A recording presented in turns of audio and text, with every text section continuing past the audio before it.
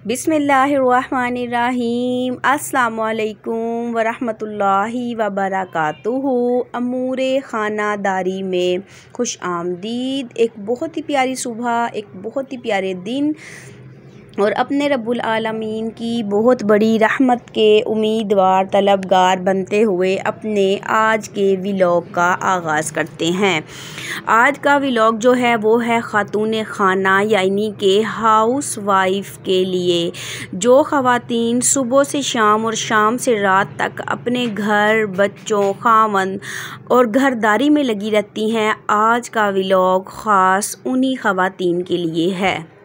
जब हम बचपन में होते हैं, छोटे होते हैं, अपने वालिदैन के घर होते हैं तो हमारी तरबियत बेहतर से बेहतरीन करने की कोशिश की जाती है। जब हम बड़े हो रहे होते हैं, बचपन से लड़कपन की तरफ जा रहे होते हैं तो हमें एक बात अपनी बड़ी बूढ़ियों से, अपने घर में मौजूद नानी, दादी और अपनी वालदा से सुनने को मिलती है कि आप बैठने उठने की तमीज़ सीख लें, आप घर के काम को बेहतर तरीके से अंजाम कर देना सीख लें, क्योंकि आपको अगले घर जाना है।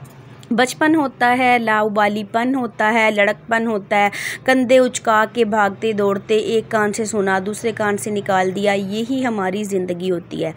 असल में हमारे जो वालिदैन हैं, जो हमारे बड़े हैं, वो हमें तैयार करना चाह रहे होते हैं उस अगली ज़िंदगी के लिए जो कि हमारा कल आने वाला कल होता है। लेकिन वो बचपन होता है, उस उम्र में ऐसा कुछ भी फ़ील नहीं होता।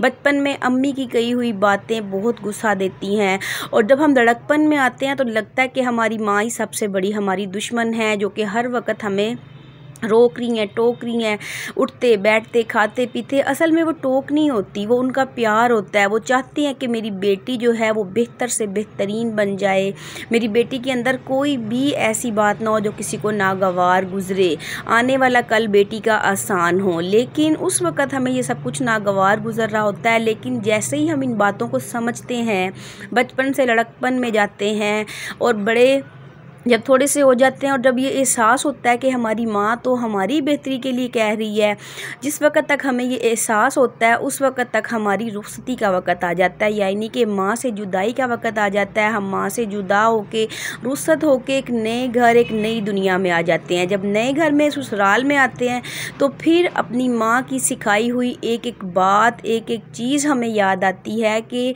वो हमारे साथ सुबह से शाम और शाम से रात तक किस तरह बग़ैर कहे हमारे हर एक ज़रूरत को समझ जाया करती थी। हमारी तकलीफ़, हमारे दुख को वो हमारे चेहरे से महसूस, बिना बोले ही हमारा चेहरा देख के, चेहरा पढ़ लिया करती थी। तब जाके माँ का एहसास होता है जब हम खुद उस अगले ज़िंदगी के अगले मरहले में दाखिल होते हैं। और माँ की कदर सबसे ज़्यादा तब होती है जब हमारे खुद अपने छोटे छोटे बच्चे होते हैं। हम तब समझ पाते हैं कि माँ असल में हमारे लिए क्या थी।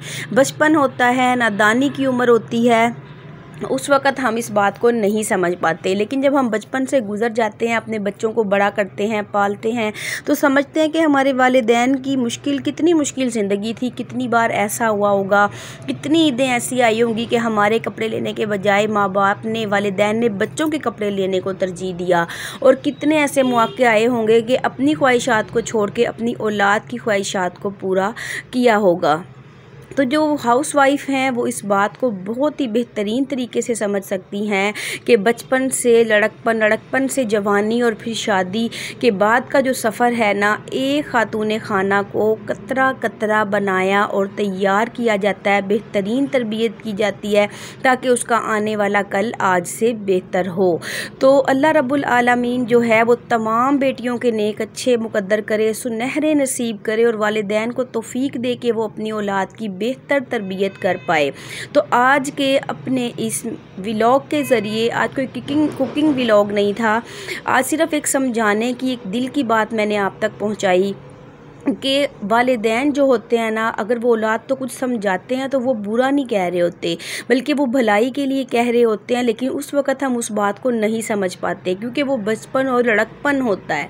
और जब तक हम समझते हैं उस वक़्त तक हम अगले घर चले जाते हैं, अगले घर में हमें आसानियाँ हों, हमारी तरबियत में कोई कमी ना हो, इसीलिए हमारी माएँ हमारी बेहतरीन तरबियत करना चाहती हैं। तो आज की इस वीडियो से मैं मैसेज देना चाहूँगी कम उम्र, कम सन देखने और सुनने वाली बच्चियों को कि वालिदैन की कही हुई बातों को नागवार मत समझिए, बल्कि उससे बेहतर सबक लीजिए। और जो माएँ हैं उनको मैसेज देना चाहूँगी कि अपनी बेटियों की बेहतर से बेहतरीन तरबियत करने की कोशिश कीजिए, ताकि उनका आने वाला कल उनके लिए आसान हो।